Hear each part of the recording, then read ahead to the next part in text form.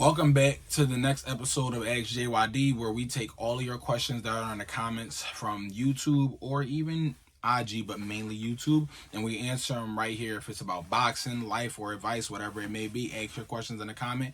We'll get to your comments and answer them in video. So we're going to jump right into the first question right now. The first question is by Bull K IR Bull Care, and he says, I'm starting boxing as soon as I turn I'm starting boxing soon after I turn 17. I'm gonna use the money to start training, and I'm doing it to lose weight and also compete. Is there any tips before I start? Absolutely, there's tips before you start. It's the same tips that I give anybody else when it comes to boxing.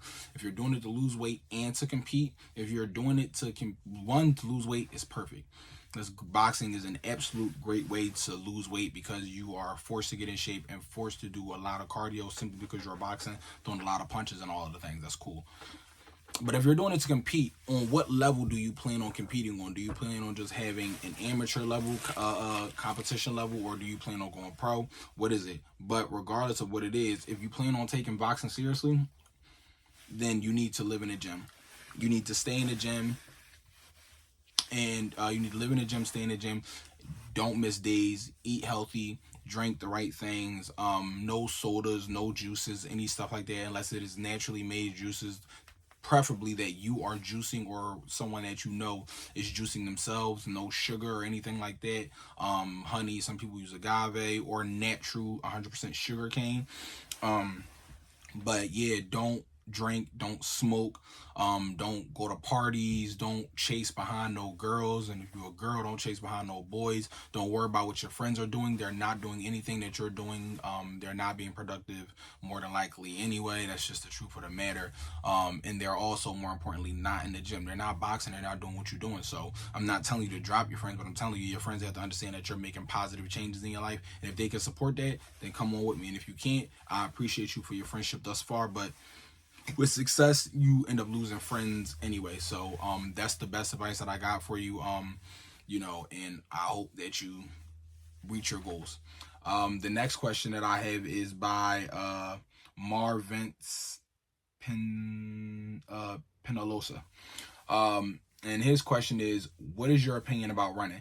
Since I have one coach who says I should run 2-3 miles, sub 8-minute pace, few 2 or 3 times a week, for joint durability and intensity tolerance. Then another coach that says I should run 5 to 8 miles, 10 plus minute conversation pace for coordination and feel and timing. I try my best to do roughly 12 miles a week as a baseline, 2 to 3 miles daily, low mid intensity, 6 times a week.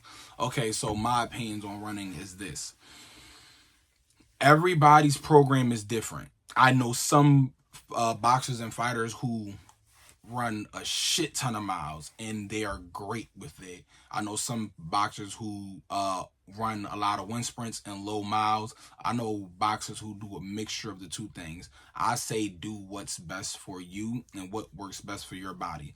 I know what works best for me and my body when I do running. I'm not going to divulge the information of specifically how I train and how I do that, but I know what works best for my body. And I will say this: running high miles, like 10 miles at a time, that does not work for me at all. I don't do the whole 10-mile thing. I've done it before. That is not a good joint for me. Doesn't work for me. I don't really have any issues with gassing out, so that's all there is that. But I would say do what's best and most comfortable for your body.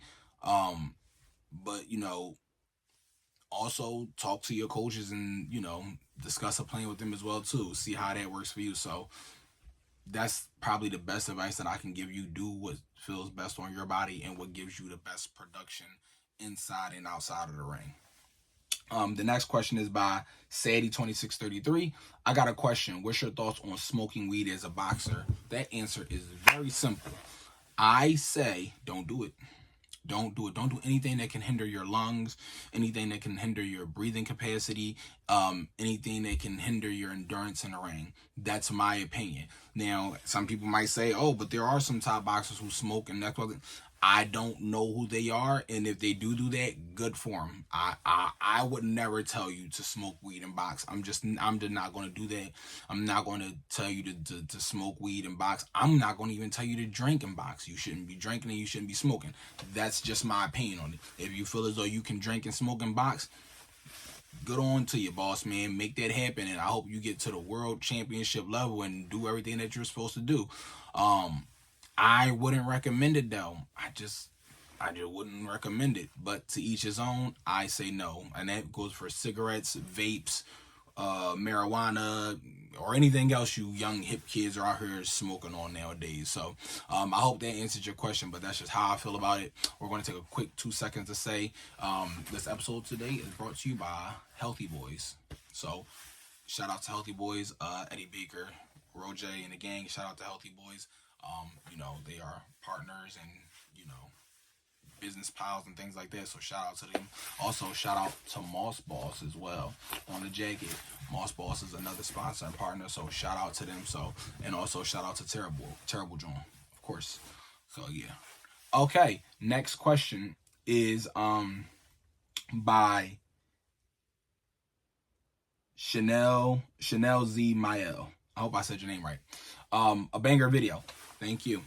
I have 2 questions. Who is your favorite boxer, and how do you watch a fight spar to learn from or prepare for a fight?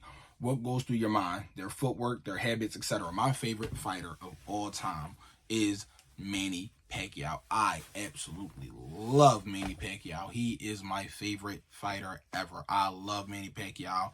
I also love Roberto Duran. I love Marvin Hagler. I love Sugar Ray Leonard. I said Manny Pacquiao, Muhammad Ali, Mike Tyson, Better Beef, Inoue. I have a lot of fighters I love. My favorite, Roy Jones Jr., but my favorite fighter, Winky Wright, who doesn't get enough credit in my opinion. But nevertheless, my favorite fighter of all time is Manny Pacquiao. How do I watch fights and spars for me to prepare to them? I'm not going to divulge that information because I actually use that when I'm preparing for a fight.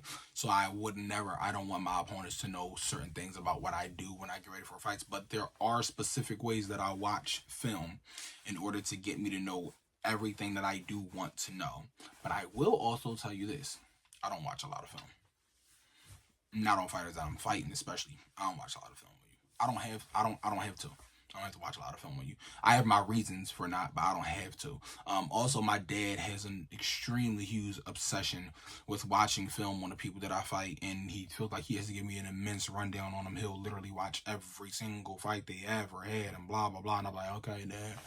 But no, I don't. There's a certain way that I watch film. So yeah. But yeah, I hope that answers your question. AJYD, I have a serious question. This is by question by RV_M1. Hey JYD, I have a serious question. Will getting a girlfriend mess up my progress in boxing? I heard that it depends on the girl, and I'm trying to go pro, and I don't have much time for her as well. I always say, one of the things I always say, don't drink, don't smoke, don't party, don't chase no girls. And if you're a girl, don't chase behind no boy. In the words of 50 Cent, you running backwards if you chasing them. Stupid, chase the money. They come with the shit. And that's the truth. You are running backwards if you're chasing a male or a female. Don't chase man, don't chase a woman. Don't do that. That's not the way to go. That's not the thing to do.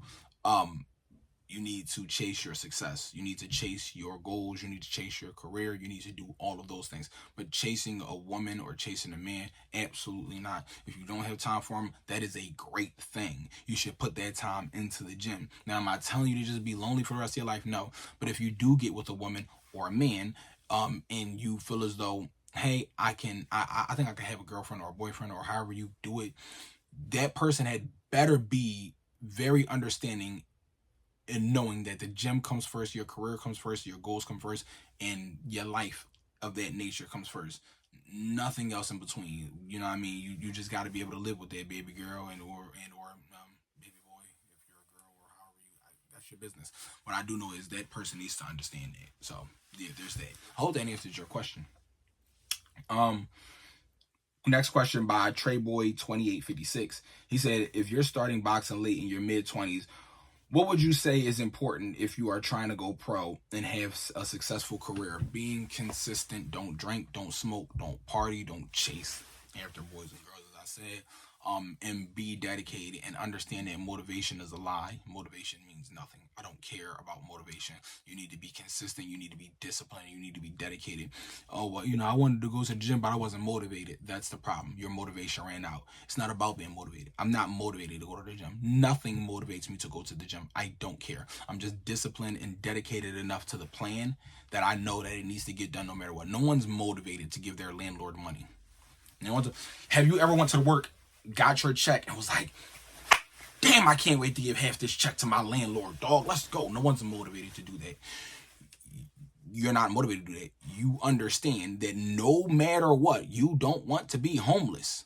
So you're disciplined enough and dedicated enough to go to work to get your money, to provide, to not be homeless, to not go hungry, to have clothes on your back, and to do all of those things. But I can't even say that's what motivates you to go to work, because that's not what motivates you to go to work. Because even on days where you be like, man, I don't want to do, you wake up and don't be motivated to go to work. What is getting you up? Your consistency, your discipline, and your dedication, and you being responsible enough to know that I'm not going to go homeless, clothesless, and food and drinkless simply because I just don't feel like going to work because I might hate my job. That's what's going to get you successful. Live in the gym. Don't make no excuses. I don't care if your car broke down. I don't care. Run to the gym. Don't care. I don't care. Oh, well, the bus was late. Well, keep on walking and walk the route that the bus goes. Eventually, the bus is going to come in, and when it comes, it'll pick you up and take you to the gym. I don't care what's going on in your life. Oh, my dog died. Bro, I'm going to be honest. I don't care. My girlfriend left. I don't care. I do not care. Live in the gym. If somebody that you love died, a mom or a dad or a grandpa, something like that, okay, of course, you take a day. You go to the funeral. Boom, you get yourself together, but get your ass right back in the gym the next day. I'm going to be honest with you. Get in the gym. Get in the gym. I'm not saying you got to spar on those days, but I'm saying go in the gym and just be present. Be consistent. Hit the bag. You know why? Because life does not care. I hate when people say life isn't fair. Life is fair because it is unfair to everybody. If you think that I'm lying, tell your landlord, tell the water company, my mom died, my dad died, I ain't paying rent this month.